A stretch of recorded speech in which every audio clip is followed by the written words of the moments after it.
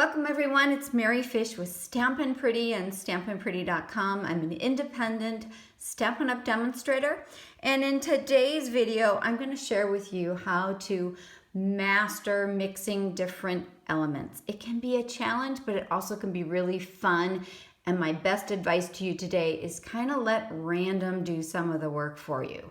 That's probably been my best training tip for myself. In this card that I shared on my blog, stampinpretty.com, I use some new Stampin' Up! Products. Let me show those to you. I have the Meant to Be Cling Stamp. It has great sentiments and then a lot of hearts. So you immediately think Valentine's Day, but don't forget about love, gift giving, anniversaries, bridal. And then there are some coordinating dies called the Be Mine Stitched Framelits dies. If you purchase the dies and the stamp set together, and you get all of these dies, you save 10%. I highly recommend going with our bundles because then everything just works to its maximum potential. So these are the dies. And these are the two nesting hearts. There's a longer, more narrow heart, which is what I used on my card, as well as a more traditional heart. And they work, you can mix them or you can work with them together as well.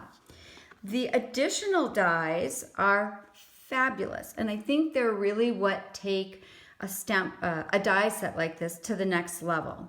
Let me show you how I used a couple of these.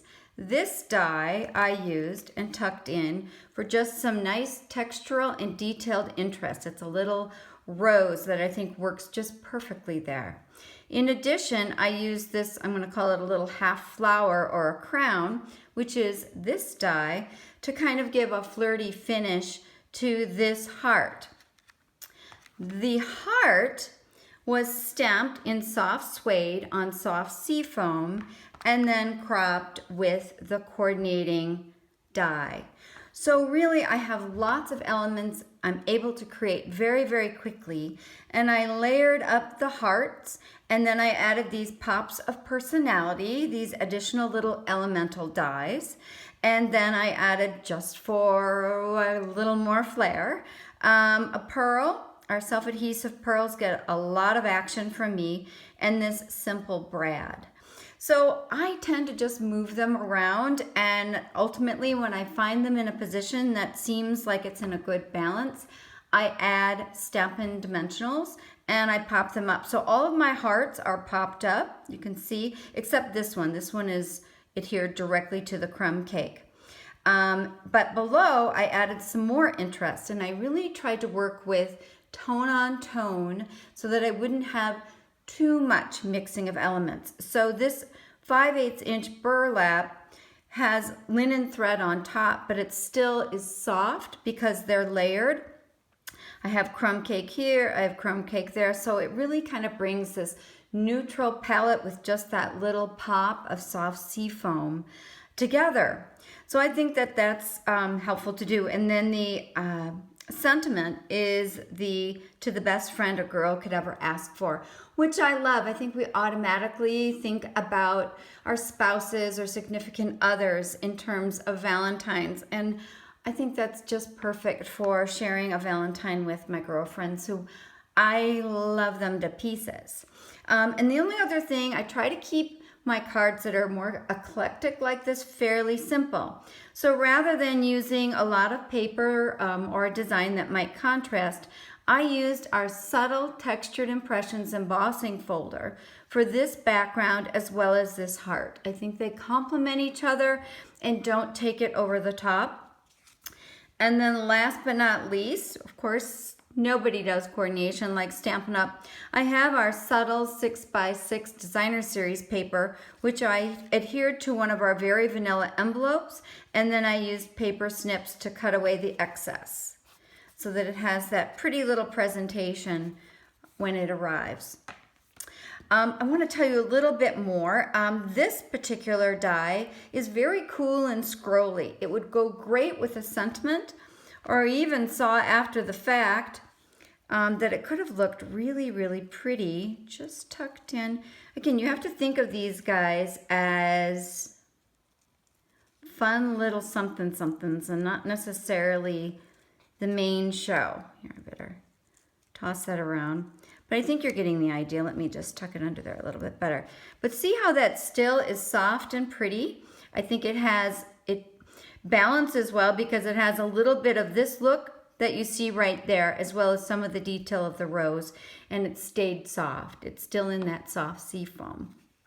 So just a little idea for you of taking up it to the next level. That's something I discovered after I posted the card. I'm like, I don't think that's too much. I think that's really sweet and pretty. So that's how that one works.